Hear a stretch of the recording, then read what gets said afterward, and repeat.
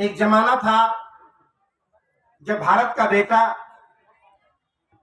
धम्म का संदेश लेके कोरिया जाता था, और आज कोरिया का बेटा धम्म का संदेश भारत लेके आया हुआ है।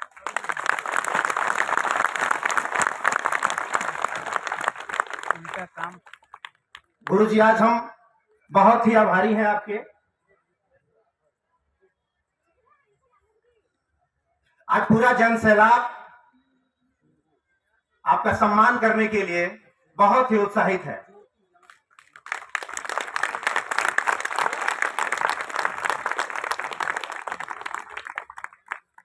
और एक साल की जो यात्रा होती थी, अब मात्र 9 घंटे में फ्लाइट से कोरिया से आदमी आ जाता है। आज गुरु जी के माध्यम से जो हम लोगों ने धम्म का संदेश सुना है, और हम सबको एक होमवर्क दिया आपने कि आप सभी लोग मेरे साथ भगवान बुद्ध के धम्म को आगे बढ़ाएंगे।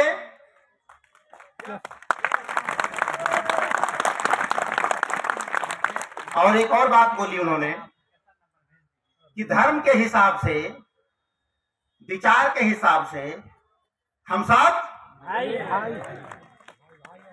ये शब्द सुनते ही मैंने देखा अपने जगह से कि बहुत सारे लोगों के आंखों में आंसू आ गए,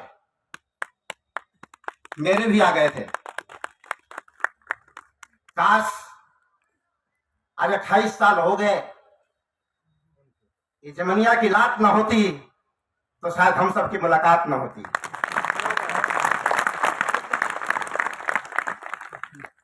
और भगवान बुद्ध का धम्म ना होता तो गुरु जी बोल रहे थे कि शायद मैं कोरिया से आज यहां नहीं आता।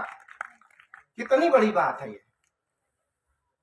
तो कहिए तो कोरिया, चीन, जापान को जमीन पे उतार लाए, कुछ भी मुश्किल नहीं है, कुछ भी अगर ठान लीजिए। पूरी दुनिया यहां उतरने वाली है। और गुरु जी ये कह रहे थे कि दुनिया से बुद्ध का संदेश भारत में आ रहा है, लेकिन हम चाहते हैं कि भारत से संदेश दुनिया में जाए।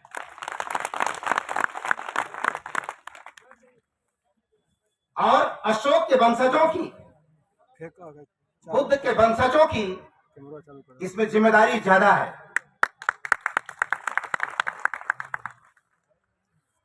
और कई बार मैं बोला हूं कि पूरी दुनिया, अभी गुरु जी चर्चा कर रहे थे, पूरी दुनिया 2 भाग में बंटने वाली है। इसमें कुछ देशों का नाम जिक्र कर रहे थे जो एटम बम लेके खड़ा होंगे विश्व के मंच पर, और भारत अकेला होगा जो भगवान बुद्ध का धम्म लेके खड़ा होगा विश्व के मंच पर। और बम और धम्म में युद्ध होगा। अनुयायी दोनों तरफ होंगे, बम के भी अनुयायी होंगे और धम्म के भी अनुयायी होंगे। जो बम का सेनापति होगा अपने बम से वार करेगा, और जो धम्म का सेनापति होगा अपने धम्म से वार करेगा। हारने और जीतने की संभावनाएं दोनों की है। बम वाला भी जीत सकता है, धम्म वाला भी जीत सकता है। बस फर्क इतना है कि बम वाला जीतने के लिए अपने बम की ताकत बढ़ा रहा है, और धम्म वाले को जीतने के अपने धम्म की ताकत बढ़ानी होगी। बम वाला संजोग से जीत गया, बम वाला संजोग से जीत गया तो क्या होगा? जीतने वाला भी नष्ट हो जाएगा और मारने वाला भी नष्ट हो जाएगा। बम चलाने वाला भी नष्ट हो जाएगा, और जिसके ऊपर बम फेंका जाएगा वो भी नष्ट हो जाएगा। लेकिन संजोग से धम्म की जीत हो गई तो जीतने वाला का तो कल्याण होगा ही, साथ साथ हारने वाले का भी कल्याण हो जाएगा। तो एक ऐसा अमोघ, अदृश्य, ताकतवर अस्त्र हमारे पास है जिनकी पूरी दुनिया कायल है। बस जरूरत है भारत को कायल होने की। इसलिए गुरु जी इशारा कर रहे थे कि भगवान बुद्ध का और धम्म की जो ज्ञान है यह नॉलेज के लिए नहीं है, यह ज्ञान के लिए नहीं है कि हम जानते हैं इसको। जानने से कुछ नहीं होता है जब तक हमारे जीवन में प्रैक्टिस नहीं होता है। हमारा कोई सहयोगी नहीं है। अत्यधिको भव, हम अपने सहयोगी हम हैं। और जिसके सहयोगी बहुत सारे लोग थे और भीड़ भी बहुत ज्यादा संख्या में थी, फिर भी आग लग गई और भगदड़ मच गई। लेकिन यहाँ कितनी शांति से बैठे हैं और हम शांति के संवाहक हैं और शांति के प्रवर्तक हैं। और भारत हमेशा से शांति का समर्थक रहा है और शांति की वजह से पूरी दुनिया भारत की अनुयायी हुई। और अशोक भी, आज अशोक को हम इसलिए जानते हैं कि वो शांति का संदेश पूरी दुनिया में फैलाया हुआ। आज गुरु जी उसी शांति के दीवाने हैं और बोले कि 30 साल से मैंने मंदिर नहीं बनवाया, 30 साल से मैंने वो काम किया जिससे डायरेक्ट लोक कल्याण होता है। तो सम्राट अशोक क्लब भी इधर बहुत सारे काम लोक कल्याण संबंधी कर रहा है। अभी आप आए होंगे गुरुजी, वहां डॉक्टर रविंद्र जी थे, जहां रक्तदान शिविर चल रहा है। सम्राट अशोक क्लब के कार्यकर्ताओं ने इस समय रक्तदान और आंख दान, चक्षुदान देना शुरू किया है। यानी हमारे घरों में अब कोई मरेगा तो उसकी आंख निकाले बगैर हम उसकी परवाह नहीं कर सकते,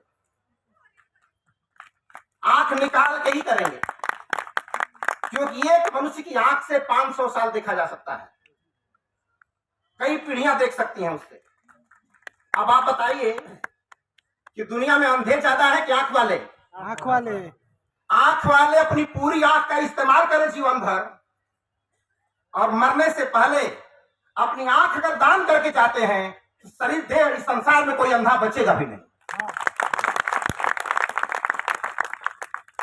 जबकि अब तक हम गाना गाते रहे कि अंधरन की आंख दे लू कुढ़ियन के काया, अंधरन की आंख दे लू, जिसके लिए हम भजन गाते रहे उसने किसी व्यक्ति को आंख नहीं दिया, झूठी प्रशंसा करते रहे। लेकिन अब लोग आंख दे रहे हैं तो अब अंधा बनाने वाला अंधा बनाए, हम आंख देने वाले आंख देंगे और धरती पर शायद कोई अंधा बचेगा ही नहीं। तो इस तरह के बड़े कार्यों में आप सबके सहयोग से काम चल रहा है और इसमें गुरु जी का जो आशीर्वाद होगा, गुरु जी के मंगल कामना अगर हमारे साथ होगी तो निश्चित रूप से हम इस काम में 4 चांद लगा सकते हैं। और चूंकि गुरु जी को जाना है तो मैं गुरु जी से अपने पूरे जन सैलाब की तरफ से एक कामना करता हूं, एक अभिलाषा रखता हूं कि आपके और हमारे बीच जो मधुर संबंध हैं वो ऐसे ही बने रहे, इसकी मैं कृपा चाहता हूं आपसे। क्योंकि 2015 में हम लोग कोरिया गए थे, वहां सम्मेलन था रीयूनिफिकेशन ऑफ कोरिया, वहां हम लोग भी गए थे। साउथ कोरिया, दोनों के देश कोरिया कैसे मिलेंगे, 1,03,000 लोग उसमें शहीद हुए थे बंटवारे में। लेकिन वहां की चमचमाती जो उनका स्मारक बना हुआ है, देख के लगा कि शहीदों का बड़ा ही गजब का सम्मान उस देश में था। और जिसकी चर्चा कर साफ सफाई की बात, अभी सोचिए हम आत्मा से परमात्मा से मिलने की बात गुरु जी नहीं कर रहे थे।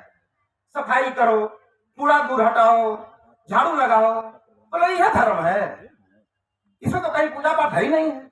अरे यही धर्म है। और एक्चुअल में जो रियल धर्म था वही गुरु जी बता रहे। कचरा अलग करो, कच्चा अलग करो, खराब कचरा अलग करो। बोलेगा ये कौन सा प्रवचन है? ये जीवन से सीधा जुड़ा प्रवचन है, ये सीधा जुड़ा जीवन से कल्याण का है।